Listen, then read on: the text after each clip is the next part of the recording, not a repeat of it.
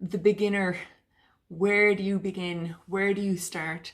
If you want to get a bit leaner, if you want to get a bit stronger, if you want to get a bit fitter, where do you start? What do you do?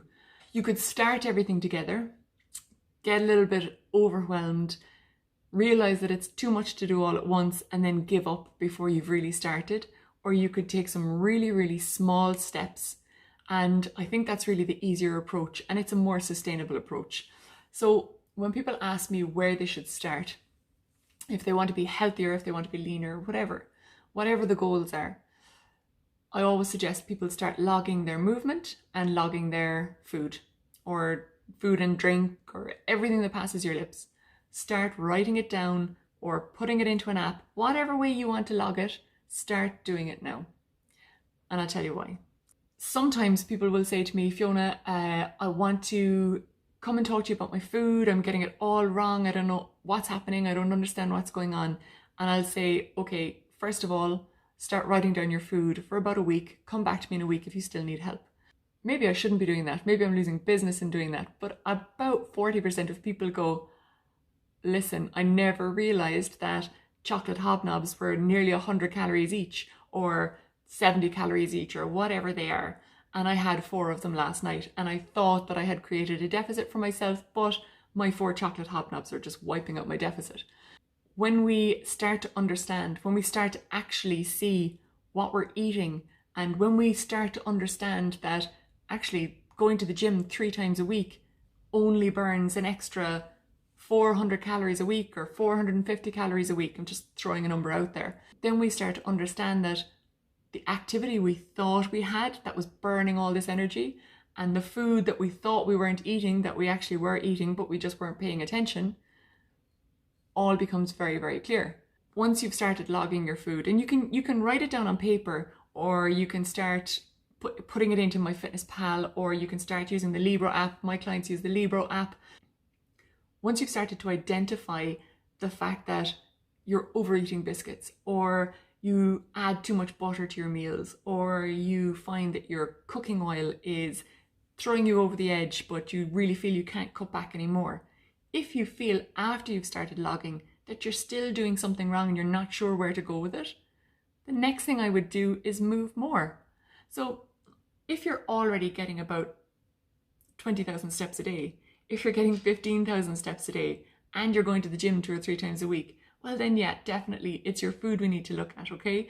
Unless you're training for some big endurance event and you're training 6 days a week.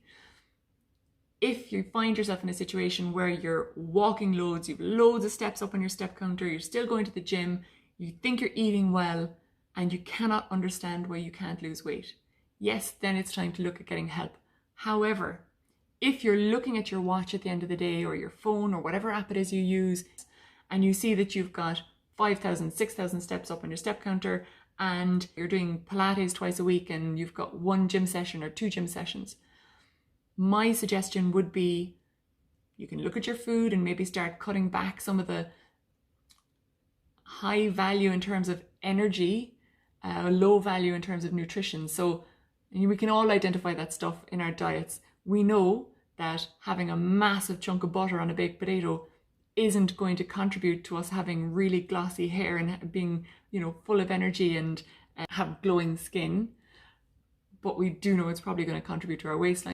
Small steps like cutting back on the oil you cook with, reducing the butter you use in your food, swapping out meats with saturated fat for maybe meat-free Monday, or a lean meat like chicken or turkey instead.